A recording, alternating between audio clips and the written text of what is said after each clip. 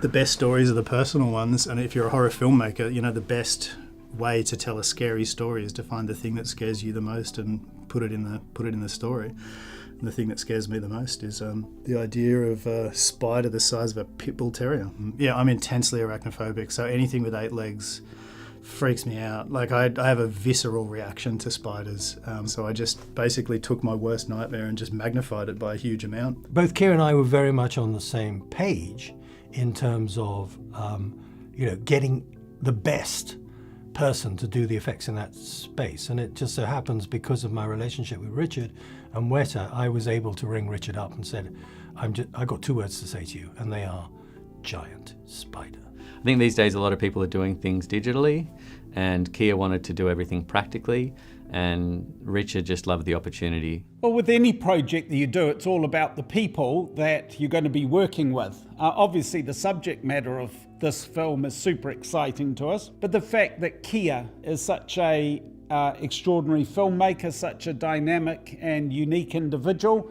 it was very obvious from the outset that his sharp wit and his clever mind was going to produce a fabulous script that would be, massively attractive to work on. Like Richard Taylor, he's like pretty full-on hero of mine. This is the guy that pretty much hand-built Middle-earth, Lord of the Rings, Avatar, he's kind of done it all. It's delightful for us because this director wanted to do Sting practically. He asked us to initially design Sting, and that went through an interesting evolution, because is it just a spider, or has it got more alien attributes, or is it more monstrous?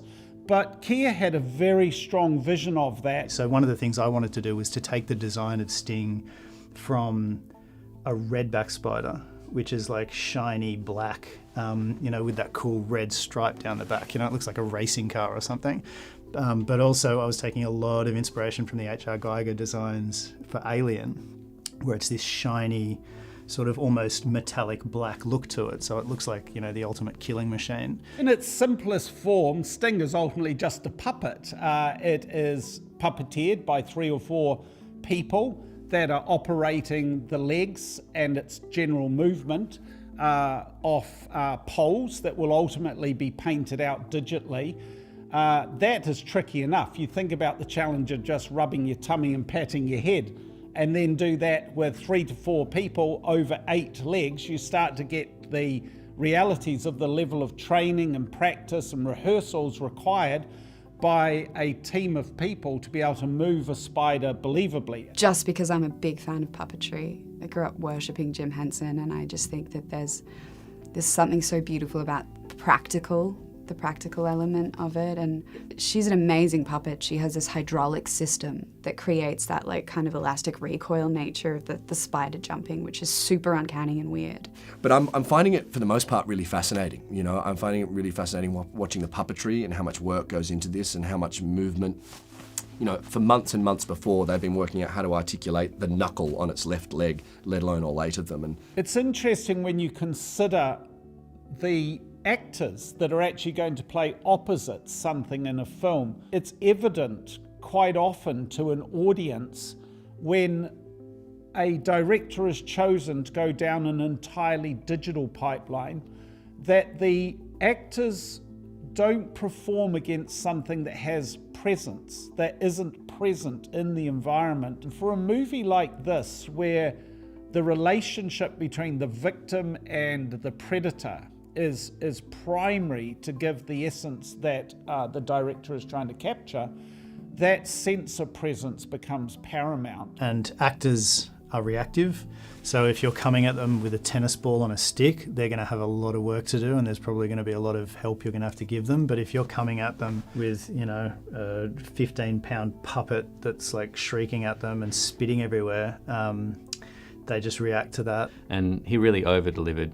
Richard and his team, Joel, Wetter, they were fantastic. They were very generous in supporting a production like ours and a filmmaker like Kia, because they're also excited by fresh voices doing the things that they did 20 years ago, making movies out of sticky tape and string and scaring audiences.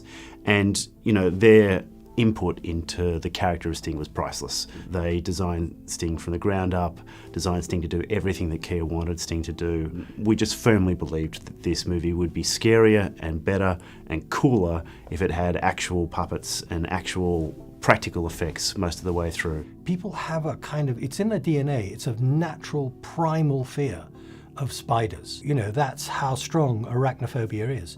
So if you want to make a film to scare the living daylights out of somebody, spiders seem to be a very good place to go.